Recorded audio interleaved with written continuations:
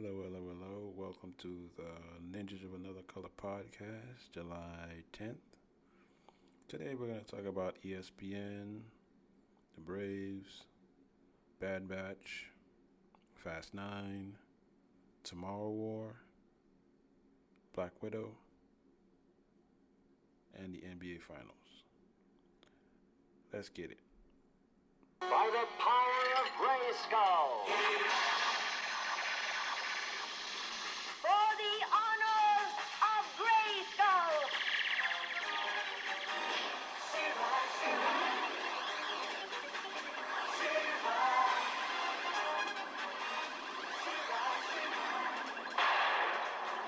I am She-Ra.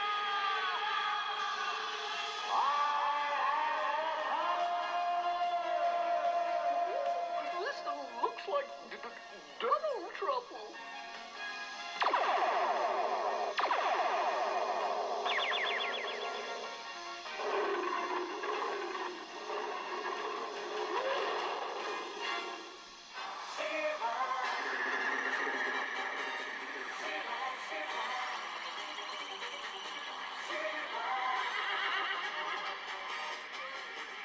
Let's move, Ted. Yeah, let's get it. Today is Saturday, July 10th, and it's storming in Georgia.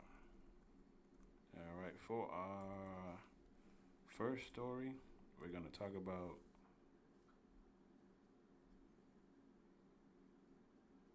Rachel Nichols and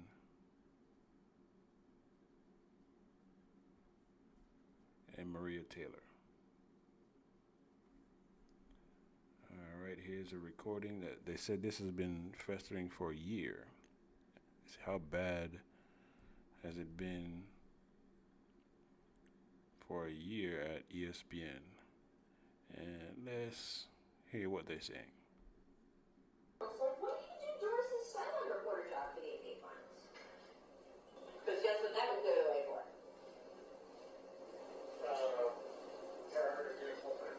For Maria to do the hosting for them. Yeah. So, I have declined. I don't know what their next move is, but they are feeling pressure because of all of that. And, I'm trying to figure out, like, how to just, my thing is, like, I wish Maria Taylor all the success in the world. She covers football, she covers basketball.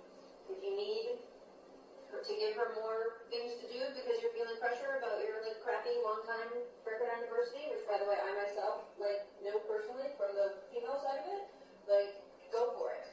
Just, find it somewhere else. Like, you're not going to find it with me. Classic Rachel Nichols, acting like she cares about diversity and making change until it affects her wallet.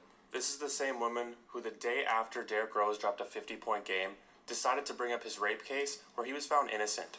This is also the same woman that lies repeatedly on national television, saying she voted Klay Thompson for all-team defense, and she'll sit up there and be outraged that certain players or certain coaches don't get the rewards they deserve or the recognition they deserve, while she's not reporting on them or voting for them to get these awards. Also, guys, she's all pissed off now, but where was her support of Paul Pierce? When Paul Pierce lost his job, she had nothing to say. She was willing to let him fall under that bus, so she better not get any support from her colleagues. In fact, if this was one of her colleagues who were missing out on this opportunity and they were complaining about it just like she was, I guarantee you she would not be on their side at all, and she would say that they're just being selfish. So to sum up my thoughts on it, do I think Rachel Nichols is racist? No. But I don't feel bad for her at all. She's always bowing down to ESPN, always playing their agenda, and now it backfired on her and she's upset. She's a part of the problem that destroyed her. And this is far from the first time that ESPN has done something like this. Remember Michelle Beadle? Well, Rachel benefited from that situation, so of course she didn't say anything. She didn't say anything about Paul Pierce. She didn't say anything about any of the other guys that were taken down from ESPN because of political correctness or wokeness. So don't get mad now. But that is all I have for this video. I want to hear from you guys in the comment section down below. What do you make of this Rachel Nichols situation? Also, leave a like if you enjoyed it. Alright, that dude's an asshole, so anyway. I agree that she probably didn't speak up on the other things, but Paul Pierce, he posted his shit and it made the company look bad. But there's a problem over at ESPN where they don't like the minority. They want a minority face, but they don't want minority voices. So they say she got that full. She's been working for forever, but they're trying to take her job. How many of you would be, hey, I'm all for diversity, but you're taking my spot. You gonna give up your spot? If she gave up her spot and didn't say anything, what would have happened? But he's talking about what her colleagues would say. Let's hear from a couple of her colleagues. It's just plain and simple. I talked to Rachel, and I know a lot of things she was saying out of frustration because ESPN put her in a bad position, and they even put Maria in a position of trying to give Maria a sympathy job. They was trying to make themselves look good because all the Black Lives Matter and the George Floyd stuff was going on. So ESPN tried to make themselves look good by taking the job from Rachel that she had already had, that they'd already told her she had, that she deserved, and give it to Maria just to make themselves look good. It wasn't a genuine job they wanted to give Maria. It's ESPN is behind all this, bro. It's all their fault. You know what I'm saying? I can't blame Rachel. I love Rachel, and I'm going to stand behind her. I spoke to her. And I'm going to stand behind Maria, too. But ESPN, y'all some suckers. Y'all some suckers because y'all did this. Y'all tried to give Maria a job, and it wasn't genuine. And look what happened. Come on, man. It's all ESPN fault. We love both of them. Think about this, though, bro. How many times we as black people have said that we was qualified? We know we qualified. We know we qualified for the job. But we didn't get it because they gave it to the white person just because he was white. How mad were we? Because they looking out for their own. How mad were we? When you know you deserve the job and they give it to a white person just because he white. We've been dealing with that our whole life. And that pisses us off. We ain't getting recorded, but we say shit too behind closed doors. So I get it. I get it why Rachel mad. Rachel ain't never showed me no signs of being racist. But I would be mad too if I worked my whole life for a job and they gonna give it to a white dude just because Donald Trump in office. Or just because a white kid got killed and at the time it'll look better for a white person to have a job. I would be mad too. It's just the facts. I ain't trying to be like, I'm speaking the truth. We rocking with both of them, Maria and Rach, but this is the truth. Man, back one more thing for y'all, IG World. Y'all got to be real with yourselves. A lot of y'all can't be real with yourselves, and a lot of y'all looking for handouts. A lot of y'all don't deserve nothing because you've been sitting at home not putting in the work and complaining about other people. Why they doing this or why them and not me? But when you deserve something, when you put in the work for it, you should be mad when you don't get it. A lot of y'all won't understand that because y'all home still living off your mama. Still living in your mama's house. And wondering why you ain't winning or ain't got nothing going on. I'm going to hit y'all with harsh truth. I am the face for equality. But I also am the face of being black and proud and being strong and going to get what's mine. Not asking no white person or nobody to give me nothing. I'm going to take what's mine, like I've been doing. But y'all quick to forget when the jump first started, Rachel hired all black people. Remember that. I told y'all I'm gonna make y'all hate me, because y'all, especially the people that don't like the truth. Half y'all hanging around niggas, hoping that they make y'all dream come true, and hanging around them. And as soon as they tell y'all no, they a fuck nigga, or they ain't real, because they told you no, because they tired of you benefiting off their blessing. You been around them all this time, been around all the people they been around, had the same connections, met the same people he met, but you still sitting around waiting for somebody to hand you something.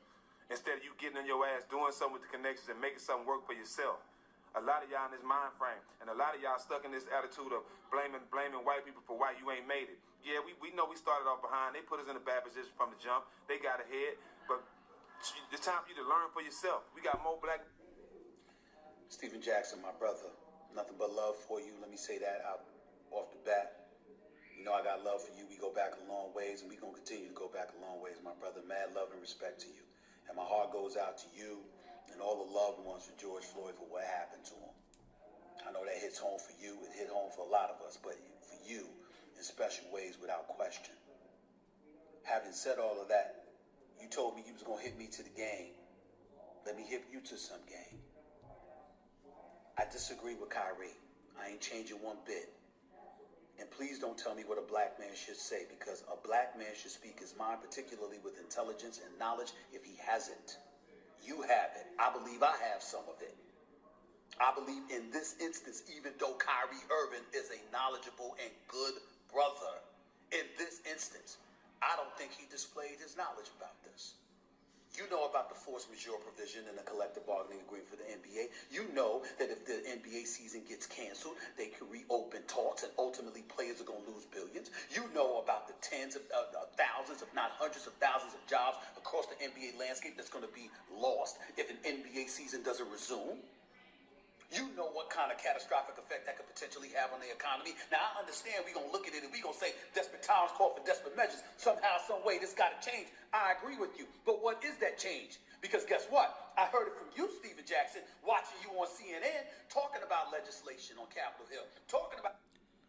Now, I have no idea why this dude labeled this. He probably didn't do his research, but Stephen, they talking about a different subject, but check this out. Stephen Jackson's right. You will be mad too if you work your ass off and somebody took your job. Rachel Nichols she's not racist. She's just upset. And I agree. ESPN gave her a token job. Yeah, she does a good job of what she does, but it's a token job. They even removed Rachel Nichols from sideline reporting. It's all ESPN's fault because ESPN probably promised Rachel Nichols the finals and George Floyd happened. I ain't got no problem with Rachel Nichols getting mad or even saying that, but nobody's getting that she was recorded secretly. Her privacy was violated. Nobody's talking about that. Not at all. Nobody ain't saying shit about her privacy being violated by the company. But it is what it is. These people wanted to make controversy, and I guess it did. I guess it did happen where they got controversy done where they pitting a black person against a white person, but it's not that. It's ESPN. ESPN made a sucker move. And gave Maria a token job when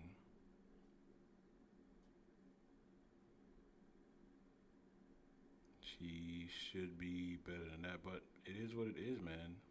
These people are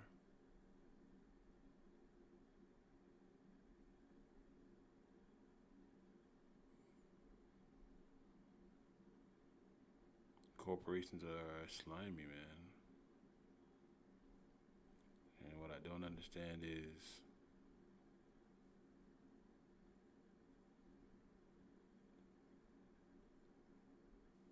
why people looking at the wrong thing. And the wrong thing is the company tried to cover their asses and it backfired.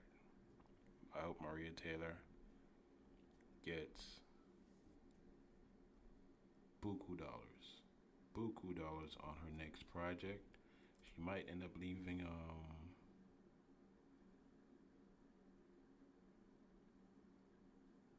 ESPN like Dan, like Jamel, and make more money. So that's my thought on that. So ESPN is a bad company. It's not what it turned out to be. Moving on to our next story. This dude, Academics. I didn't want to touch this story again because I thought I covered it already about Rory and Mal. This one is from Andrew Schultz. and they're talking about their podcast, and they're talking about academics. Academics is a hater, but listen to the clip. Fuck with me any day of the week, any Right. second of the day. Like, Yeah. bro, them dudes, I'm telling you, Yeah. I used to listen to Joe's podcast. I used to tell myself, bro, every time, I'm like, could you have them clowns stop chiming in when you're Yeah. spin game? Yeah. Because sometimes you spin game. I know you don't really fuck with when you spin game. Tell them clowns to shut the fuck up. Yeah. Them dudes is getting $40,000 a year, man. Shut up. Nobody want to hear you talk about like you're really breaking down the break. Shut up. You know what I mean? Shut the fuck up. Like Joe could talk about it. Now it even made more sense because he was swindling them bum ass niggas. As he should. They thought it was cool. Swindling. Yo, Alex, man, I hope you charge the bum ass niggas twice, like double the rate. They're dumb as shit. I'm telling you, you gotta do it. You gotta do it. Yo, Do you think Joe felt guilty when they would defend him swindling them? Like, do you think there's ever a part of him on the podcast when he was like, man, I got these motherfuckers wrapped around my pinky, bro? I'm gonna be honest, and I still think he probably feels this way, and I feel this way too. Yeah. Like, are you really robbing somebody? Like, all right, you guys do Flagrant 2 and the primary host of Kosh, you right? Everybody has a piece of this podcast. Okay, but here's the thing. If you thought, man, I'm carrying these niggas, like Right. LeBron or like, remember that horrible Cavs team he brought to like the finals? Yeah. Had, like Eric Snow. 07. Yeah. Bro, it had, Ruby like, Gibson. Bro, it had like Water Boys on it. Like, shit was crazy. You know what I mean? So it's like, if you feel you carrying these dudes, you're probably looking at them like, you should be working at Walmart. Right. Like, bro, I'm over it. So when I'm hearing Joe talk about it, he's like, yo, they're getting paid like $100,000. These dudes are bums. That's what he's thinking. Like, he's not thinking like, we created this. I think maybe his audience is probably trying to show him like, no, it's not just you. We actually did like Well, if we're being honest, doesn't that mean that they like them and that they resonate with them? Like, if we're going to give Rory Maul all the credit they deserve, if people are going and listening to their podcast, how about this? If 6 months from now people are still listening at these numbers, you got to say, all right, you got something. Maybe you don't understand it. I'll but also say this. Some people do. When you say they can't, they're not as Right? good as That's me. fair. Yeah, and for you to say, to that point, for you to say, they're not as good as me, you're incredible at this. Like, I'm already seeing, like, you can carry shit on your own in a way not a lot of people can. So to say there's no way they're as good as me, cool, but you're a top whatever, 0.1%. So they can still be good and not be as good as you. all right, as Andrew said, you want me to be logical or you just want me to Emotional. We do a thing here called feelings, no facts. All right. Hit it. Okay? No, honestly, I'm going to be logical with this one. All right, man. I actually, like, they do have their worth in, I do think the audience loves all three of them together. But They had good chemistry. Yeah, but I Yeah, still valuable. think, and this is one of the reasons why, in 2017 when I got on Everyday Struggle, Yep. like, I was doing my YouTube thing, and I felt I was really good on that platform, but I'd never really been on camera. I never really You were awkward at first. and that's what I'm You saying. learned how to be good. Exactly. Yeah. And I looked at that, and Joe was a fucking pro from day one. Yeah. He was a pro. And what I was even thinking about these dudes is like, you don't, as much of an asshole he is, Yeah. you don't know the benefit and the luxury you have working with someone. Like, when you work with Charlamagne very early on, Yeah. when someone could do some heavy lifting and do some things that maybe you're not there yet with. I'm not here without Charlamagne, and I don't mean that in terms of like the access to people. I mean that in terms of the access to skill. Yeah. It's like motherfuckers that play in Europe and then they come to the NBA. You learn how to play basketball in the NBA. I remember this. There's a reason why Luka Doncic goes back to Slovenia and that team makes the Olympics for the first time, I think, in their country's history. Is because Luka's been playing in the NBA. Charlamagne says I'm a professional talker, and that motherfucker is so good at talking. And you got to rise your shit to that. And I wasn't even close when we first started. It was something I got to get better at every single time and see how good he was and try to pick up a little bit of that every single time. Yeah, no, I hear you. And that's what I'm saying. Well, it's a sink or swim moment, but you can't evaluate off of the first 6 months. They have to show if they could end up being what you are. I'll say this. This is what I'll give them credit. So what I admire about them is a lot of people wouldn't take that chance. They took the chance to fail. And if I'm being honest, well, no, a lot of people would go, all right, let me try to get another job. Let me do some A&R shit. Let me do something else in music. Maybe there's opportunities they could have got. And this way, they couldn't fail in front of all the people, right, that are looking at them going, can you carry a show? Now they said, "Fuck it, we're gonna go do it. We're gonna prove that we were a valuable asset to Joe's podcast, and in 6 months or a year, we'll see if they are." But I admire them taking the chance. A lot of motherfuckers don't take the chance. They sit on the sidelines. They bitch. They complain. They whine. They don't do shit. They did shit. I admire that. It's not even hate. It's actually a little bit of hate, a lot of logic. All right. Joe Budden, or Joe Budden as I might call him, he has a podcast network, correct? Kinda. Okay, all right. Yeah, You never help him with YouTube, bro? Like, All right, hold on. Before we get there, who's the idiot running his shit? I know, hold on. Before we get there, You know the internet. Hold on. He's Before we get using there. his shit like. Before we get there. Son, if Rory or Maul got a bad deal, think how bad the deal on the Joe Budden network is. No, hold on. Wait. No. Son, Think about this, though. you getting Spotify'd out that bitch. And this is why I realize people are blinded by their need to have sympathy for these dudes more than actually being objective. Right. Y'all was on Joe Budden podcast for 4 years. Why y'all never did nothing on the side? You brought up a great point. Why y'all never did? Why y'all never did this before? Why y'all never did skits? Y'all doing skits? Did Joe have y'all really locked in the basement? Right. Really victimizing y'all? Like this was like the R. Kelly show where like apparently Kelly got people that they got to look at the walls like y'all couldn't do anything. Yeah. I always thought they had some type of deal where they couldn't do anything else. Cause I've been inviting myself. Y'all want to have a conversation? We can get on a platform. It couldn't even be y'all shit. Yeah. But no Joe. Get Joe out of it. I don't want your daddy here. Okay? Yeah. And they never did it. Now they're forced to sink or swim. Everybody's giving them the credit, saying, "Oh my God, they had to do it." Why didn't they do it before? They didn't have to though. They didn't have to. And what would they be doing? They didn't have to. And I'll be honest, Bro, it's not this. They would have to go back to them unemployment. They could have sunk. You got to give them credit. They're swimming. Listen, they're trying to swim. They're swimming because of the disappointment off Joe.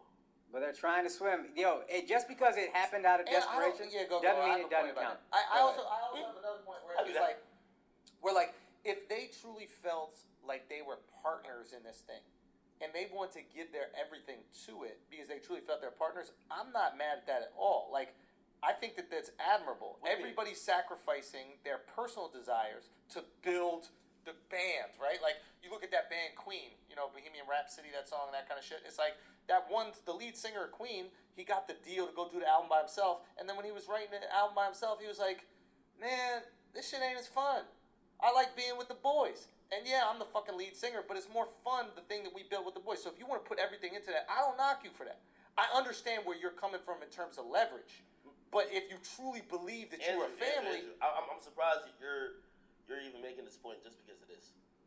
Being someone that I've seen you do a million skits, this is outside of Brilliant Idiots. Yeah, do 100%. a million skits. I've seen you do so many shit on YouTube, on other shows. Yeah. I seen you go to it wasn't even MTV with some other shit. It was Oxy. I don't know what. You was on some shit. Oxy. Like, I don't know what the fucking thing was that. I was like, Music choice. That shit was, yeah. So, but I've seen you do so much. I've always thought of it like this, and I'm pretty sure you thought of it like this. Yeah. I'm gonna do things outside of this, hopefully to bring it back to the squad. 100%. And when you look at it, brother, dudes are just showing up to a job. They never ever try to promote it outside of that. They weren't hustling and trying to make the Joe Budden podcast bigger. When there was a press run needed to make it for Spotify, Joe had to do it. Joe had to do all the legwork. Of course, I'm gonna look at you like a worker when I'm the only one doing all these extra shit. Yeah. Is that not fair? Y'all tell me that. No. I think it's a reasonable argument. Alex, come on now. I know you getting paid, but come on, bro. I'm saying it's a reasonable argument, but I don't know what they were doing behind the scenes. Like, they have stuff going on outside of just the podcast. So you can't say that they're not doing anything. They just not doing stuff in front of the camera. I'm just saying, by them growing their awareness, like, and their public persona, it also brings eyes to the show. But he's saying they weren't doing anything to grow that. They never did that. I mean, If they you all point have out something they did, all I'll be like, have yo, decent followers there. Like, here's the thing. There's two ways to go about it. One way is use the opportunity you have and then deliver the best content, the best material. Like, I remember when Brilliant Idiots was the only thing I had, right? I'm researching. I'm getting ready to have my fucking argument. I'm looking at all these videos. I'm reading. I'm making sure that I can be the best that I can be. 90% of shit we didn't even touch. But just in case we touched it, I want to be ready to go.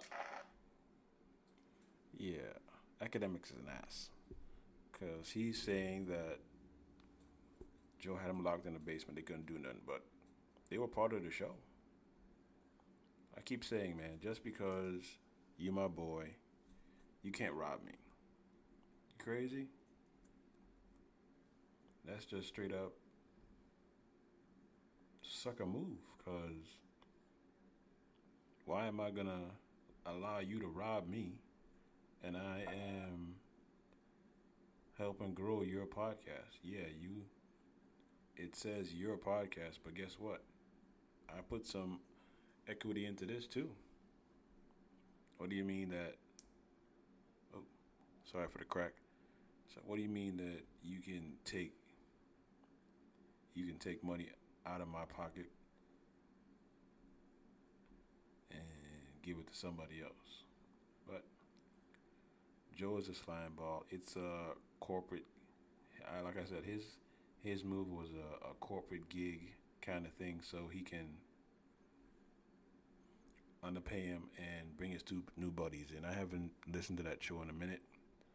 I didn't touch the topic because I just didn't want to talk about it anymore. But I think academics is an ass. But that was a clip from Flagrant 2. All right. Next up, what movies have we watched? In the past, I think say 7 days, I have watched Tomorrow War, Black Widow, and Fast 9. First up, I think I gave a review on the last show about Tomorrow War, but let's listen. You are my child. Has anyone seen Rory? Aww.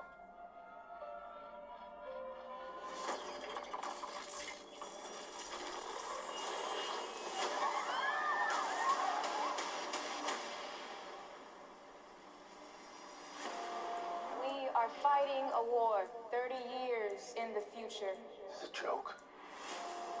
Our enemy is not human. We need you to fight. You got drafted. I will be back. Why is this happening? What about the teacher's deferment and the veterans deferment? If I don't go, they're going to draft you in my place. But if something does happen to me, you and Mary will be taken care of. If something happens to you, Dan, 70% of draftees do not return. Sometimes a man does what's best for his family, not himself. Move your shirt, please. What's this for? It's just a test. Oh, a seatbelt. Is it a driving test? No? You don't have jokes in the future? This device facilitates your jump to and from the future war. 1 minute to jump. Oh, here, buddy. Take that. You just look around like that. How are you so calm? Long story. You got anything military? Yeah. Kind of a short story, I guess. 3, 2, 1. In 11 months' time, all human beings in the future will be wiped from the face of the earth. Unless you help us. I was trying to save my daughter. If I gotta save the world to save her, then I'm gonna do it. This is the end. The human species will disappear from the face of the earth. We're literally living on borrowed time. There's still a chance that we can stop this war from ever happening. So we gotta fight. Well, it's nice knowing you.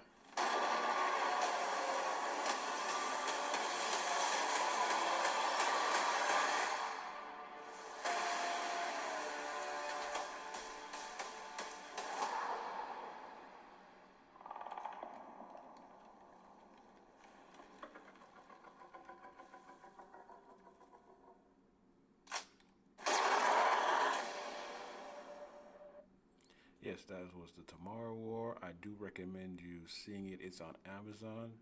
They needed to put it in a theater. It's a time travel movie, yes, but you'll like it. The next movie we saw was Fast 9. Here we go.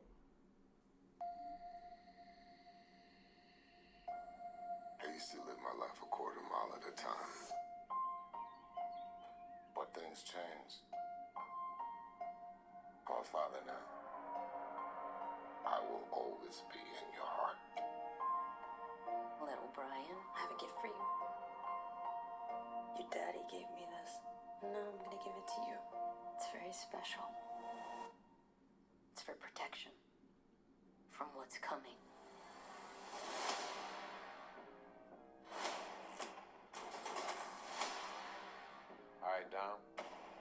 What's next? No matter how fast you are, I am not to be compared to you. no one outruns their past. I am more easy, you trying your best to become me. And mine just caught up to me. Been a long time, Don. So we're up against a master thief, assassin, high performance driver. Who is he?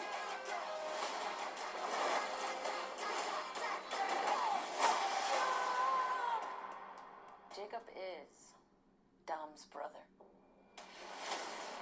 Your whole life, you pushed yourself to be faster than Dom, smarter than Dom, stronger than Dom. But could you kill him? Because I'm ready if you are. There's nothing more powerful than the love of family. But you turn that into anger, there's nothing more dangerous. Maybe this is the end, but we're gonna go out together. You know I'd ride to the death with you.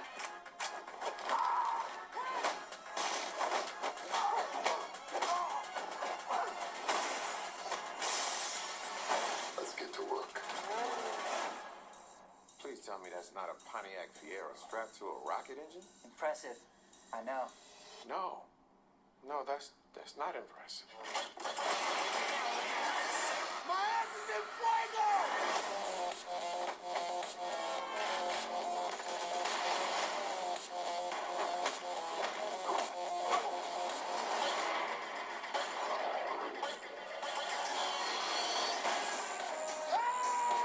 I came here to take you down, little brother. That's your mistake. This is my world.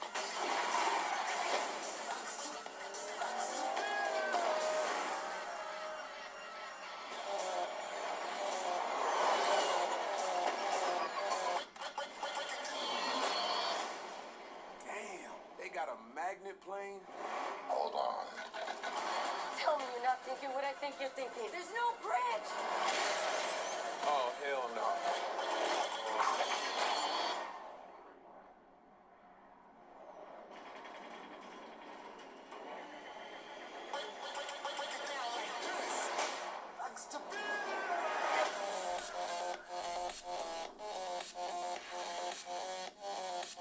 Hey guys.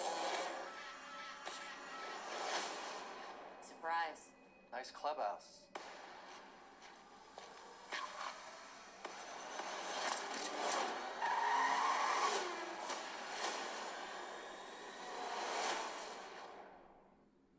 Yep, ladies and gentlemen, Fast 9.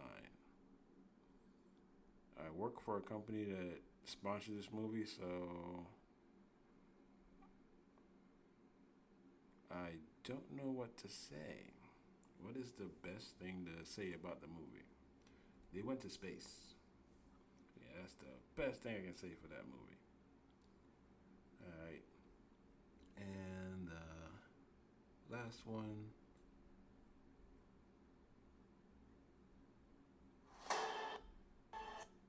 The last one we saw was Black Widow. Black Widow, Marvel fans will get it.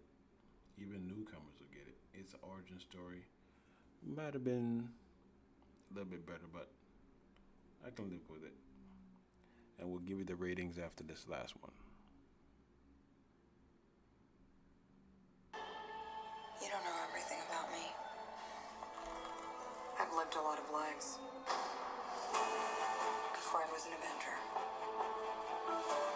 Before I got this family. I made mistakes. Choosing between what the world wants you to be.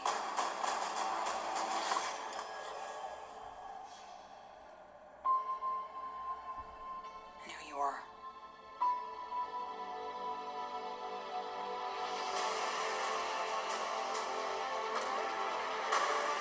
We have to go back to where it all started. Where did you think I was all this time? We have unfinished business.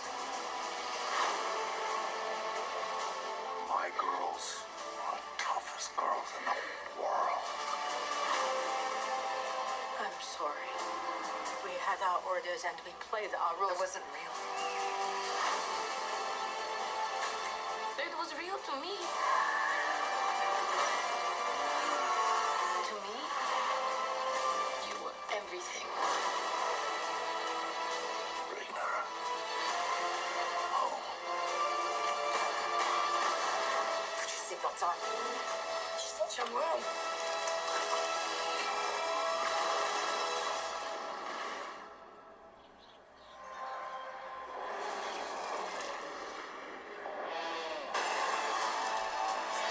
One thing's for sure. I'm done running from my past.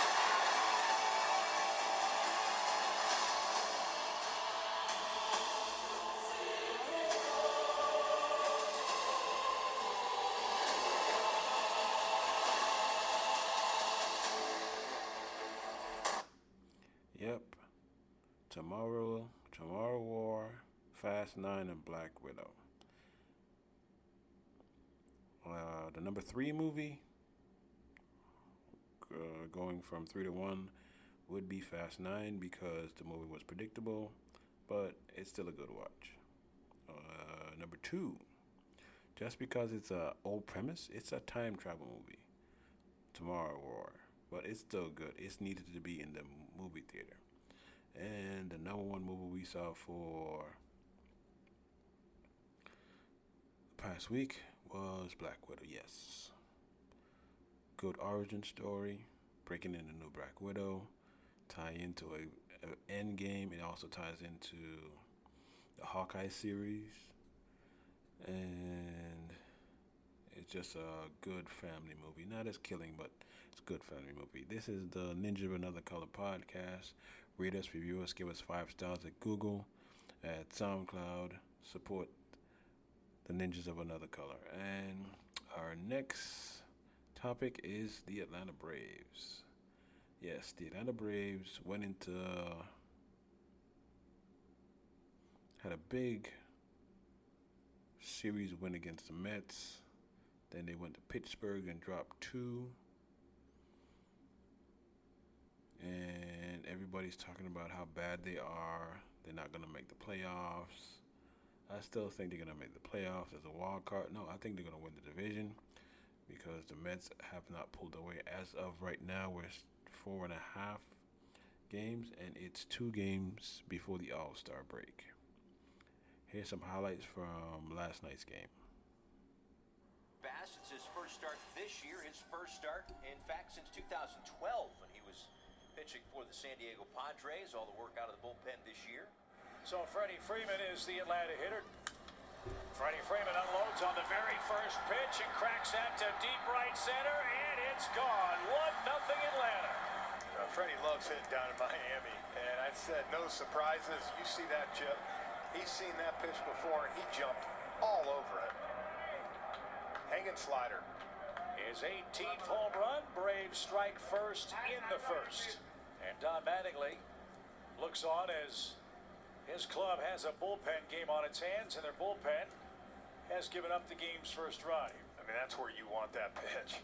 A little bit down, you see where he gets that full extension. And when you get the lick of the lips from Freddie, you know it's gone. Freeman hit a get-me-over fly ball. He was ready for it, wasn't he? Yes. Let's see if Charlie Morton Jeff can finish his first half with a bang. Yeah, see that good start to the season for Charlie this first half, and you'd love to see him get that 8th win. Marte, 6 home runs and 18 RBIs this year. Wow, there's that good curveball Birdie was talking about in the pregame. You see that, just he can turn it into 2 or 3 different ones, and you see this one starts right over the middle of the plate and then just slowly dies. It's so tough, and that's the thing. He can throw another curveball to Marte next time up, and it'd be a completely different pitch. So 2 up, 2 down. Here's Jesus Aguilar. 1-2 pitch on the way, line in the air to deep right field, going back and cleaning out. The warning track squares up and makes the catch as he backpedals to the base of the wall. So down they go 1-2-3 in the bottom of the first inning. A really good start for Charlie Morton and the Braves. 1-0 Atlanta. First opportunity for the Braves with a runner at second or third base tonight. It comes with 2 outs in the top of the third. Again, the runners lead. Freeman and Albies. The pitch missed inside. Bases are loaded. So Riley works his way back from a 2-strike count, and Abraham Almonte is coming up. A couple of grand slams for Almonte, who awaits a 1-0 pitch, and it's popped up right side. Aguilar. Jazz Chisholm is under it. He catches the pop out, and the Braves leave him loaded in the top of the third inning. So Armando finds a way out. No runs, 1 hit, no errors in 3 left. Braves have stranded 4 through 2.5 innings. 1-0 Atlanta as we start the 4th inning. Dansby Swanson will lead things off against Sean Armando.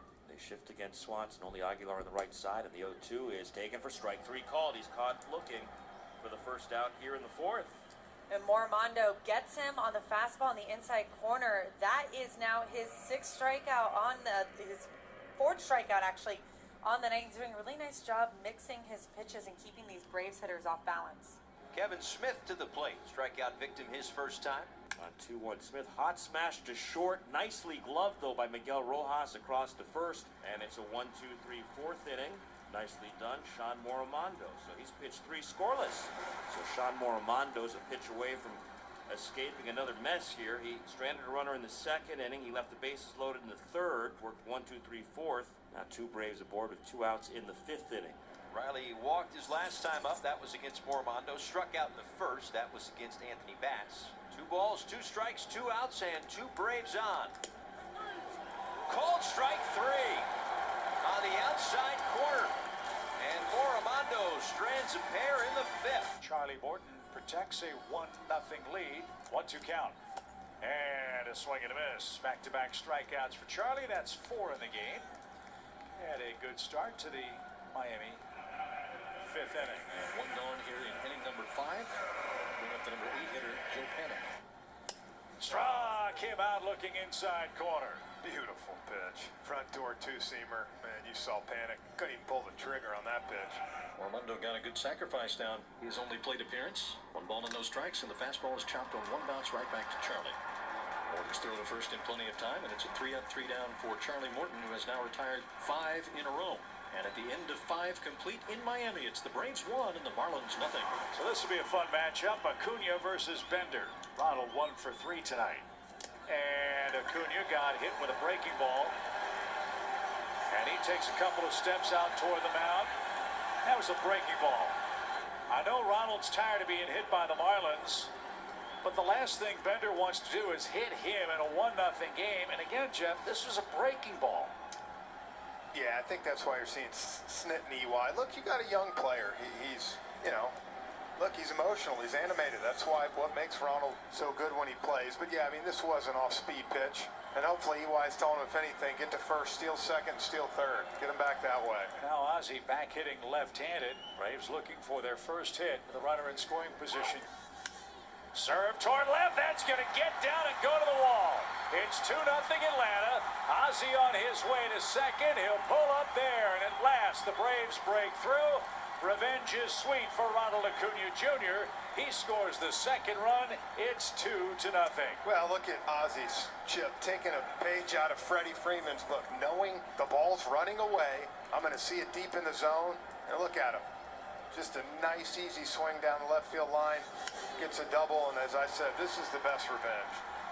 You had that all-important run. This is what the Braves have had trouble doing, tacking on runs. You got your pitcher out there dealing right now. You need 9 more outs, and now you give him a little bit of breathing room. All right, looking for another big one. Here's Austin Riley. And Riley toward third. That's a fair ball and down the line. It's 3-0. All the bounces and breaks starting to go Atlanta's way, and Riley's thinking about 3. He's on his way. He's going to belly flop in with a triple. What do they say about awakening a sleeping giant? Perhaps that's exactly what that hit by pitch has done. Yeah, you see that 2-seamer, and he's able to keep this ball just fair down the line, and then you can tell how far they were playing him in the gap. The fact that Austin was able to turn that into a triple, and as we said, the tack-on runs, Chip, that's something Braves have not been great at this year that they were last year. So 42 RBIs for Riley. That's his first triple. The Braves send 6 men to the plate. They pick up 2 runs. And the Braves leading the Marlins 3-0 in the bottom of the 7th. Big pitch coming up right here. 3-2 on the way. Swung on and missed. Strike 3. Fastball right on by the swinging bat of Jesus Sanchez. Came through at 96 miles an hour. Charlie just reared back and let it rip. And that's his 7th strikeout. So 2 men out. Here's Arcia. That's cracked to left, and he will pick him up. An ambush job. Swanson strolls home. It's 4-0. Bookend doubles for the Braves bats in the 8th inning. And those add-on runs, man, are they a long time in coming. Well, Arcia's an aggressive hitter. Oker kind of just threw a little get-me-over slider. He puts a great swing on it. And that has been wearing out that left field corner. It's an easy score for Swanson. Dansby had that double in the 8th inning. You'd love to see him get one more base hit right here, driving that run. Rears back and fires. And it swung on and hit in the air to right field toward the line. Laying out for a great catch is Duvall, or did he short hop it? Austin isn't sure. He went ahead and scored. And apparently it is a base hit for Dansby Swanson, an RBI, and a 5-0 lead now for the Braves. Well, it's Jesse Chavez coming on to pitch the bottom of the 9th inning. Braves trying to shut out Miami. It's 5-0. And the 2-2 pitch on the way. Swung on, missed. He struck him out. What a perfect punctuation for a great pitching staff performance today from the Atlanta Braves. Charlie Morton, 7 innings of 2-hit shutout baseball. Luke Jackson, a scoreless 8. Jesse Chavez, a scoreless 9th inning, finishing with a punch-out. Yep, the Braves won 5-0. They're currently 43-44. The game is going to start at 4-something today in Florida. Max Fried is pitching, so hopefully we can get to 500. Be on the lookout because I think the Braves could trade for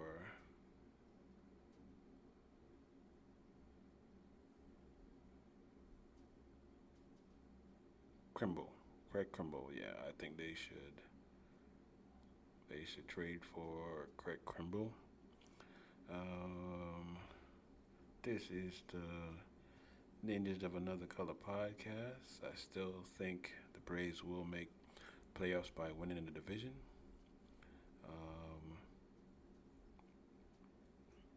Just a couple of tweaks when they get back Darno. They got another bat. They sent down Contreras. He's the catcher of the future. And I think maybe the moves they've made now, but they need another arm for the pen. They might need to do that or bring up one of the kids from the minors. And they got to be, what are they? Relentless. Check this out. Braves are the Eastern champs again.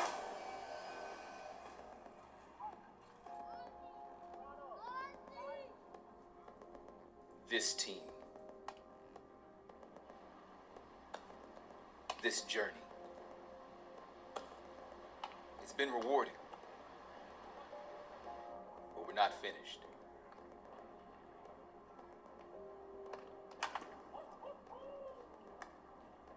We were the defending East champs, but they didn't care. I got the Phillies in the East. The Mets, Phillies, and Nationals are going to be crazy aggressive. They were in awe of what everyone else was doing. $330 million over 13 years. The massive reliever that What the they Mets didn't get. know A lot of was teams have made a lot of moves. The Braves didn't we make were many. quietly building a force to be reckoned with. Third baseman Josh Donaldson. One of the best offseason signings we're going to see. Really excited to have Brian McCann back with the Braves. And we were working too hard to hear them. And the Phillies have a season opening. It only took them 3 games to say I told you so. Phillies have swept the Braves. They are sending a message to everybody. But we made them quickly And the forget. Braves have swept the Cubs. 9-4 is your final score. Fried dives in, touches the plate with his left arm. Are you kidding? Markakis We were tested in was the hit summer. by that pitch, I believe. Yeah, he was. Got him in a bad spot. That man has worked so hard to come back, and when he's come back, he's been playing great. What a shame. Charlie Culberson is down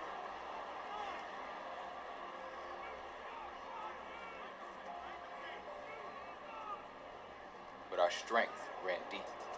But Echeverria robbed him. What a play. Hamilton comes charging home.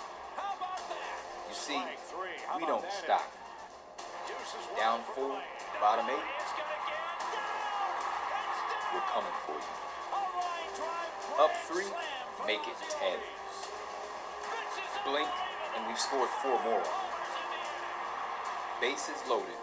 Nobody out. Ball game. You can try to run, but you won't escape us. Fight, but we don't quit. Victory. It's our only option. Our fight is here, and it's just beginning. We warned you. Just doesn't matter what inning it is, what score it is. We're coming. We're relentless. Yep, the leader said it. We are relentless. This is the Ninjas of Another Color podcast. Rate us, review us, follow us on Google and SoundCloud. Give us 5 stars. Let's make us the #1 podcast. Moving on to our next subject. The NBA Finals. The Bucks are down 0-2, but I think they're going to win the series. They need to make an adjustment and punish the guards because they just missing shots.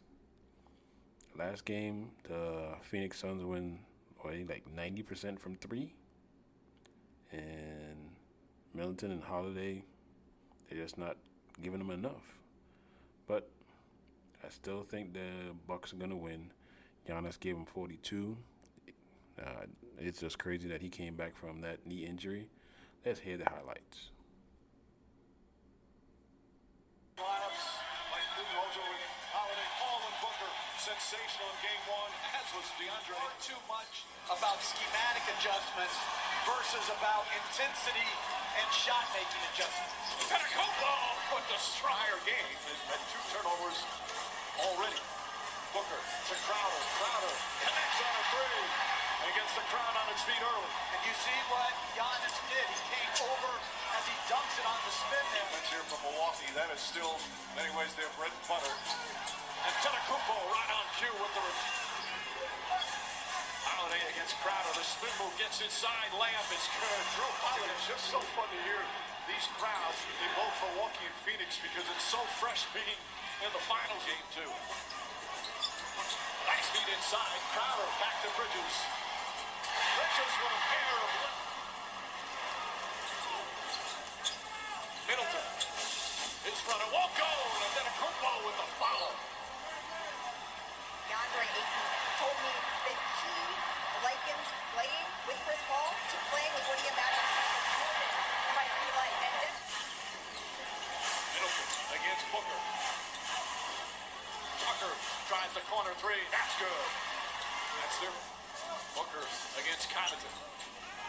Crowder tries the 3-pointer. It's good. Jay Crowder with his ball gets away from Holiday. It's a wide open shot. Down and didn't get the call. Terrence Payne in the game. Cam Johnson. His first shot is good. 6 on the 24. Booker fires a 3. Got it. 8 3-pointers in the first quarter for Phoenix. Connaughton tries a 3. Pat Connaughton from downtown. Defensively is where it sets the tone for us. Just that his aggressiveness there was good. speaking of defense, that's something this team prides itself in at the Suns heading. Kept the line by Connaughton. Forbes tries another. This time he connects. Ball goes inside, high off the glass. First foul for the team, obviously first on Middleton. Mikal Bridges finds some space. Nice looking move. Middleton throws it up. Perfect pass for Lopez. Tucker in pursuit. Booker finds a little space. Comes up short. Gets his own rebound. Keeps the dribble alive. Kicks it out to the corner. Cam Johnson again. 5 points for Cameron Johnson. Bridges with the steal. Ahead to Booker. One man to beat. Blocked by Holiday. But Ayton on the slam as Cam Johnson's hustle kept it alive. Timeout, Milwaukee. Build around him when he goes into the paint. He'll try a three-pointer. Lopez, the offensive rebound. Put back. And I think it's because of the second foul. Meanwhile, Mikal Bridges, the first player in double figures with 10. Connaughton answers. Making shots, rebounding. Well, they need someone like that as Booker knocks down a three. Bridges inside at 8. Back out Crowder. Three-pointer. Puts it in. They gotta shoot the ball better. They're playing hard. They're getting good shots. Chris Paul knocks it down. Poked away by Middleton. Antetokounmpo gets inside. Layup is good. This team, whether with the basketball or filling the lane, tough to stop. Ayton goes, oh! Block burst by Holiday. And then they do call a jump ball. USA basketball. That's quite an overstatement. No. That's the I'm preaching right there. The job you did, nobody else could do. Bridges. Holiday. Giannis gets inside. Antetokounmpo. Good-looking jumper there. Booker. Rides on the defensive player of the year. High. Knocking shot is good. Defense as well. Booker trying to draw the foul. Poked away by Middleton. Bridges inside. Ayton for the layup. And America wins free tacos. Phoenix up 13. Remember, Phoenix, when they've had a double-figure lead in these playoffs, as Holiday knocks off a 10-point advantage in the opening minute of the third. Booker. Others have picked up the scoring slack. Chris Paul, Booker, long three-pointer. It's good. Way down to the start if you're the Phoenix Suns. Antetokounmpo with the jumper. Damage he does at the rim.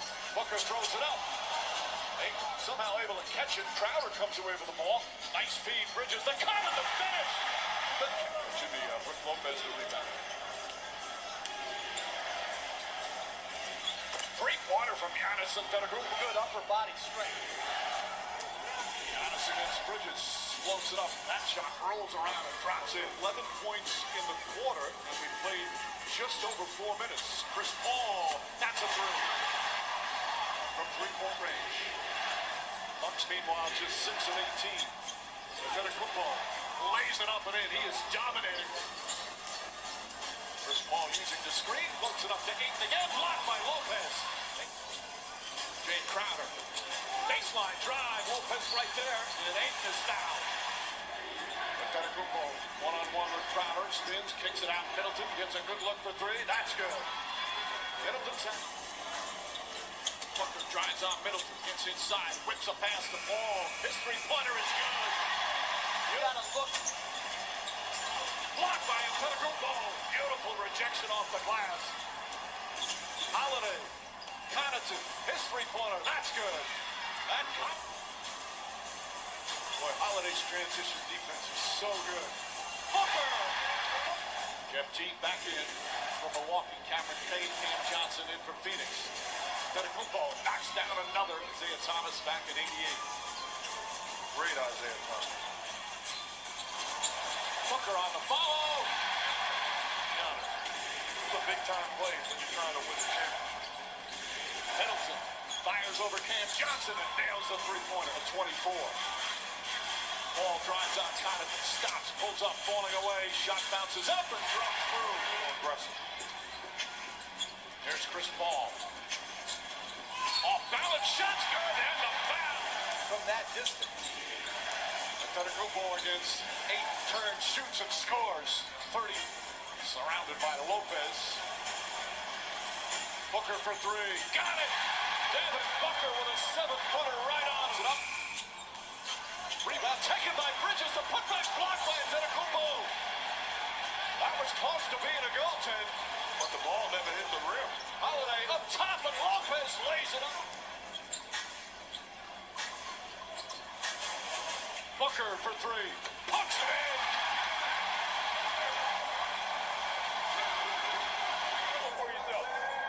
Dominate the game with Rory. Let's go.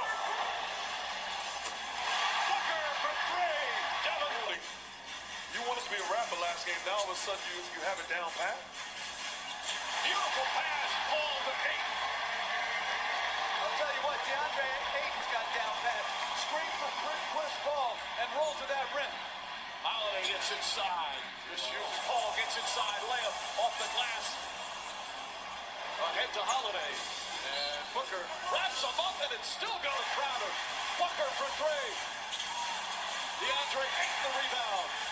Paul for three. Bang!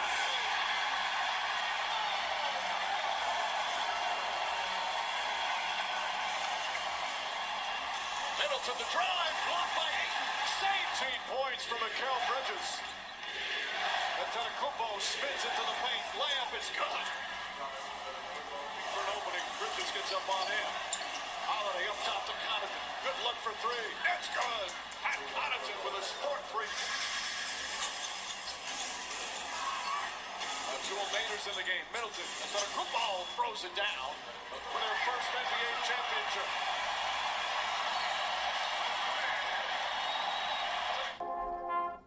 Yep. 118.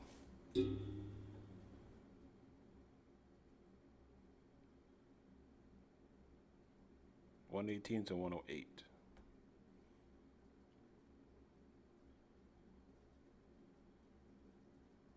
The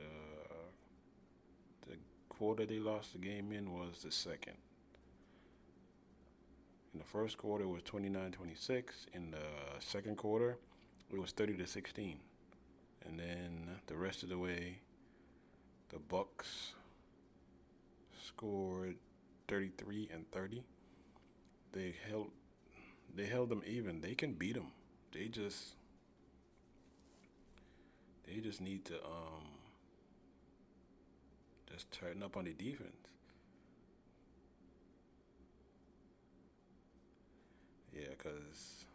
That second quarter is what did them in. The 16 points in the second quarter is what did them in. It would have been a closer game, and they possibly could have won. But 0-2 going back to Milwaukee.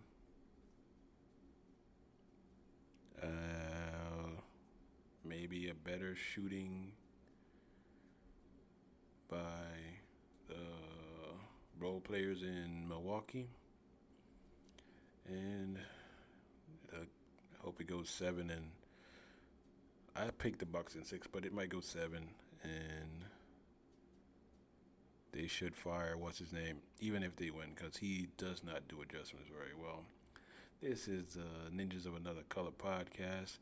Rate us, review us, follow us on Google. Give us 5 stars, SoundCloud. Next up, we're talking about Loki. Number 5, one before the end until season 2, I guess. This one is more of a conversation and maybe not a lot of action. Let's see. This is the void, that's Goliath. We're his lunch. Come on! Who's really behind the TVA? I'm as in the dark as you are. Tell me, when we prune a branched reality, it's impossible to destroy all that's matter. So we move it to a place on the timeline where it won't continue growing. It's transferred to a void at the end of time. I can help you if you trust me. I got pruned, and I woke up here, and now I'm surrounded by variants of myself, plus an alligator, which I'm heartbroken to report I didn't even find all that strange. And this is the place where the TVA dumps its rubbish. Goliath, he ensures none of it ever returns. Yes, but if you thought of using a tempad... Oh, the one thing that could easily get us out of here. Yes! They're all over the place, right, guys? Fine. What about cause...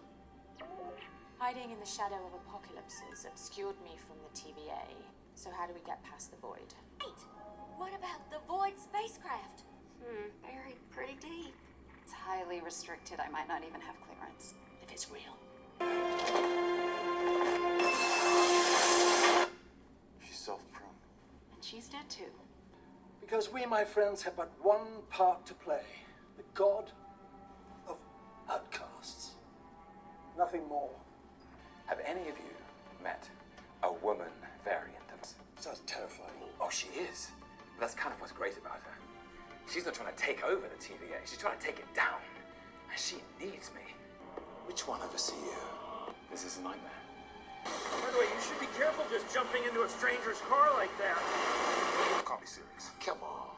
What did you expect? No, you give me your army and I take the throne. My army, my throne. Why the hell is there an alligator in here? He's a Loki.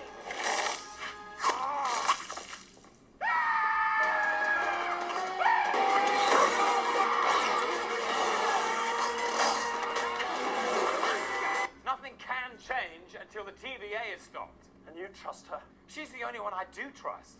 Annihilating entire realities, orphaning little girls. Classic hero stuff. You did some annihilating too. I did what I had to do. You hunted me like a dog. Sorry about that. See? He's on board.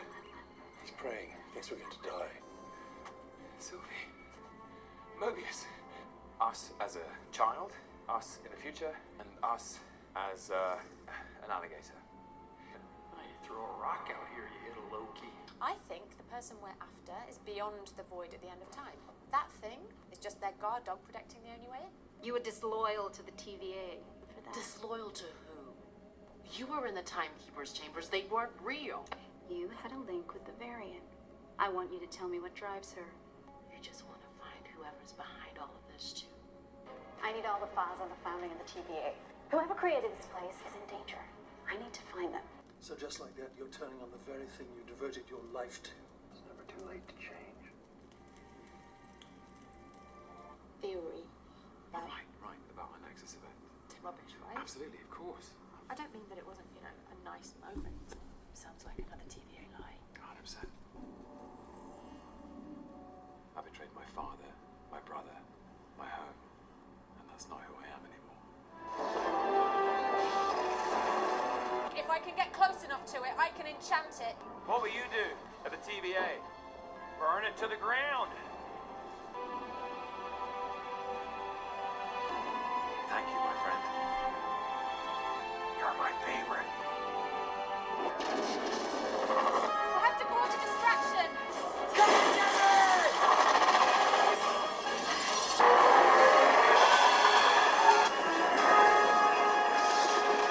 I think we're stronger than we realize.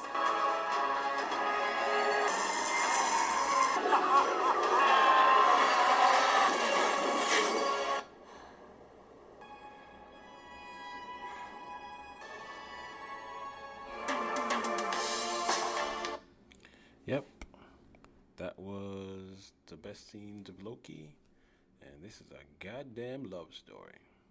Not a lot of action. I don't know why, but I liked it. It was okay.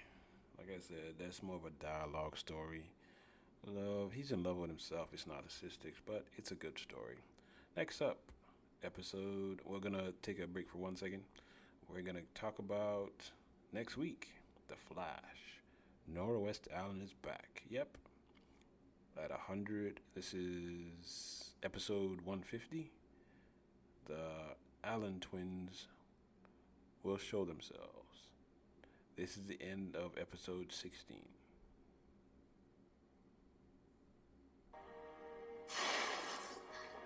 Hey, Dad. Nora. And yes, before you say anything, I know I'm not supposed to be here, but it's really important, I promise. Oh, thank God you're okay. Well, yeah, why wouldn't I be? Because I couldn't get to the future. And then with Iris gone. Wait, but if you're here, that means... Oh, right. Don't worry. Mom's gonna be okay. I'm proof that everything works out all right. We both are. You and Iris? Not exactly. But, hey, I mean, if you're happy to see me, you're gonna be twice as happy in just a second.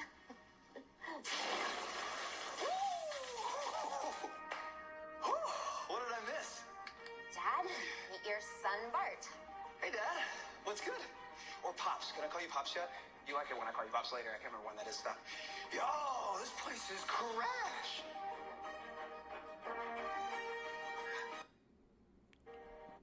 Yep, the twins are there. Nora and Bart. They canonized the Tornado Twins. So, yep, next week there will be the twins on the show, giving them the canon of the Tornado Twins. They also had Diggle on the show, aka Green Lantern. So the canon Green Lanterns. His show should be next year, but they had him in green face makeup, a green light, because he has headaches and stuff like that. That's how they're writing it in. So that on that side note, you know I'm a Flash fan. So next week, that is Norwest Allen returns to Flash. Okay. And for our main event, Bad Batch. This is our show of the season, the best. It's episode 11. We got 5 more shows left, and we got some surprises. Let's listen. I speak for the people when I say this partnership is most welcome. Wouldn't you agree, Syndulla? I will always support that which helps Ryloth. This is a new era for Ryloth. I hope my people will embrace this peace. Ryloth is safe, Jam. This is what you fought for. We want Syndulla! The Clone Army came to our aid. They fought with us. They fought for us. And they have earned our respect and focus on Ryloth's future. What a shame your daughter is not here to share in this. Hera has other interests, Admiral. Anything suspicious yet? Let me take a look. No, we can't go. Uncle Gobi told us to stay and gather intel.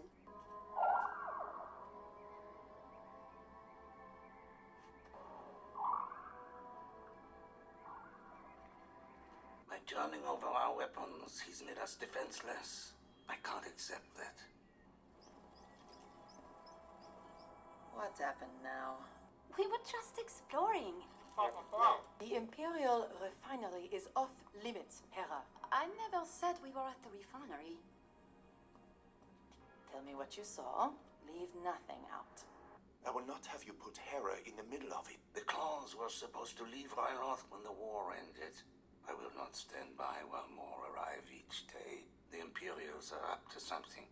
You just don't want to see it. His influence over them is a problem. Gobi Glee is your real threat. Syndulla's fighters will always be loyal to him. My dream was for a free Ryloth. We have that now. The people don't seem very happy. I am as capable as anyone. Gobi trusts me to do my part. Why can't you? You remind me of myself at your age. Fighting, it takes a toll. My hope is that you won't ever have to live a life like mine. We were told this refinery would not be a military facility. But your soldiers and armament suggest otherwise. Admiral Rampart cares more about his own interests than those of our people. I think I should stay here. But I was going to let you fly this time. Really? I guess it will have to wait. Chop!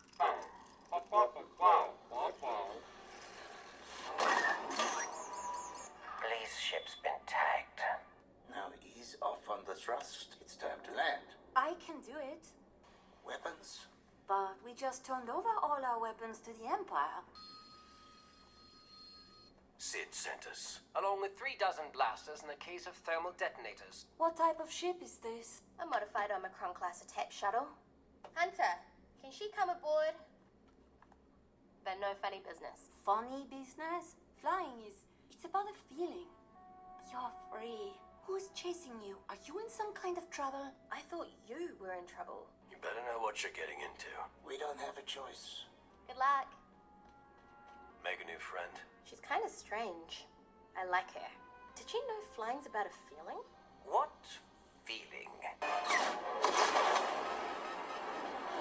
Move in.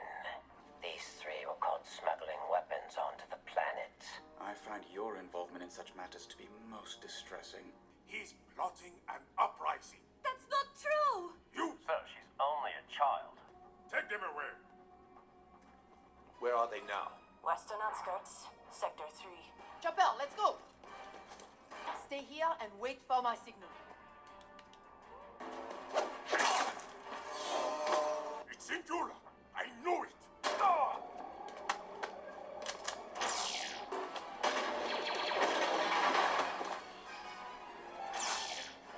Mom! You are all traitors! I'd watch you put your greed and self-interests above Ryloth. You are the one guilty of treason. Thank you for playing your part, Senator. Chopper, get Terra out of here! Go! Arrest these insurgents for the attempted assassination of Onfritar. The Syndulla girl won't get far. Have our forces find her. Yep, that's right. Hera from Rebels and Chopper made a guest appearance on this one. So, let's see. They just canonized Rebels in connection, so we'll probably see Ahsoka before the season's done, and Rex we already seen. Probably see Wolf. And yeah, man, it's gonna be a good season. I hope there's a season 2 in this. Who knows what they're talking about. You saw they shot that dude in the head.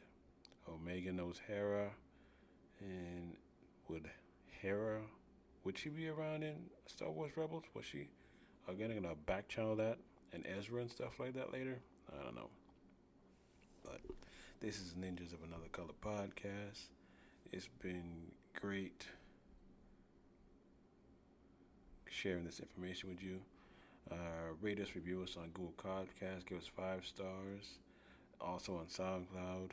Let's support the Ninjas of Another Color, and we'll see you next week.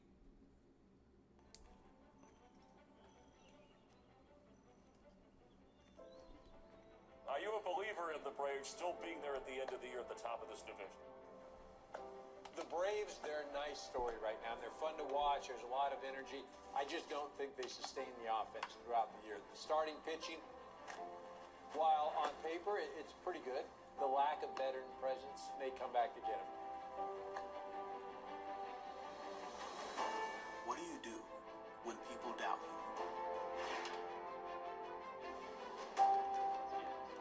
When they don't believe you have what it takes? And you just need to give it one more year. When you're still too young, do you let it affect you? Or do you rally together? Do you come out swinging right out of the gates? Can you see it before anyone else can? Are you propelled by the improbable wins and motivated through the tough defeats? And he got smoked on the very first pitch. The very first pitch of the game. Nails Ronald Acuna Jr. Brad Snickers leading the charge.